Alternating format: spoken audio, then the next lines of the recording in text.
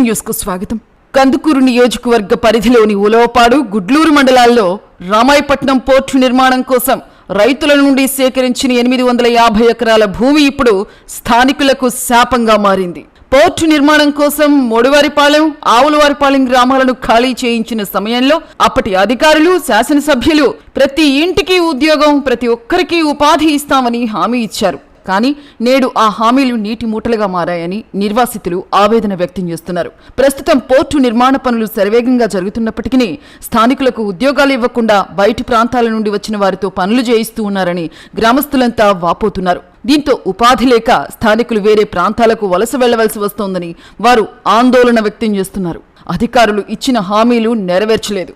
భూములు కోల్పోయి ఉద్యోగాలు లేక మేము దిక్కు తోచని స్థితిలో ఉన్నామని నిర్వాసితులు కన్నీటి పర్యంతమయ్యారు. న్యాయం కోసం కోర్టును ఆశ్రయించినా ఫలితం లేదని వారంతా చెప్తున్నారు. ప్రభుత్వం వెంటనే స్పందించి తమకు న్యాయం చేయాలని వారు విజ్ఞప్తి చేస్తున్నారు. లేకుంటే తమ జీవితాలు మరింత దుర్భరంగా మారుతాయని వారు ఆందోళన వ్యక్తం చేస్తున్నారు. ఈ విషయంపై అనేక మంది రైతులు కందుకూరు శాసనసభ్యులు ఇంటూరి నాగేశ్వరరావు వద్ద తమ బాధను వెళ్లబుచ్చగా నాగేశ్వరరావు ఈ సమస్యపై కోర్టు వారిని నిలదీయగా వారు పలు రకాలుగా ధర్మ ప్రచారం చేస్తున్నారని అనేక మంది రైతులు వాపోతున్నారు. మేము పని చేయదలుచుకుంటే మాకు పనులు ఇవ్వకాడికి మేమేం చేయాలి? ఎమ్మెల్యే గారిని అడిగినా కానీ ఇదే పరిస్థితిలో చెప్తా ఉన్నారు. ఇండో సోలార్ కానీ కోర్టు కానీ మాకు పనులు ఇవ్వడం లేదు. మా చేవూరు, మా పేరు రాయన వెంకటేశయ్య.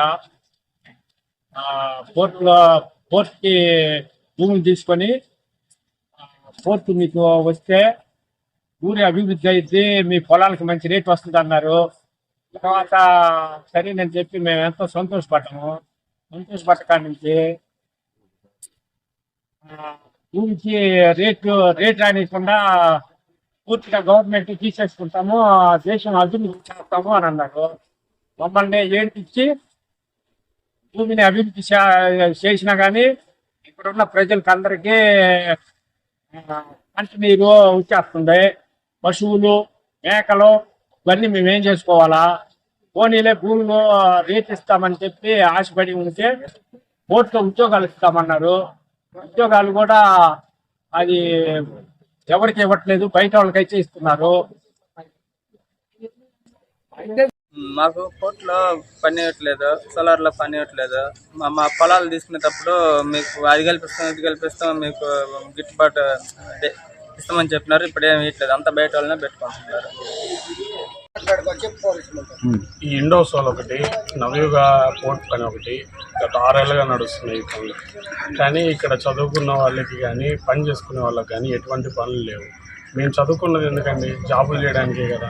మా సొంత ఊర్లోనే మాకు ఇక్కడ కంపెనీలు పెట్టారు, మాకే సొంత వాళ్ళకి జాబులు ఇవ్వకుండా ఉంటే మా పరిస్థితి ఏంది?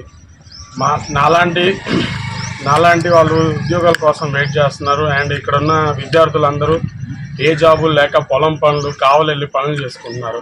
అలానే మా నాన్న వాళ్ళు ఇక్కడ మేస్త్రులు, సొంత ఊర్లోనే వాళ్ళకి పనులు ఇవ్వట్లేదు, బయట నుంచి అవుట్సోర్సింగ్ ఉద్యోగుల్ని తెచ్చుకుంటున్నారు. అలానే ఇక్కడ వాళ్ళకి ఒక్క ఉద్యోగం అన్నా ఇస్తున్నారంటే ఒక్క ఉద్యోగం కూడా ఇవ్వట్లేదు. సో దీని గురించి ఎమ్మెల్యే గారు పట్టించుకోవాలని కోరుకుంటున్నాను.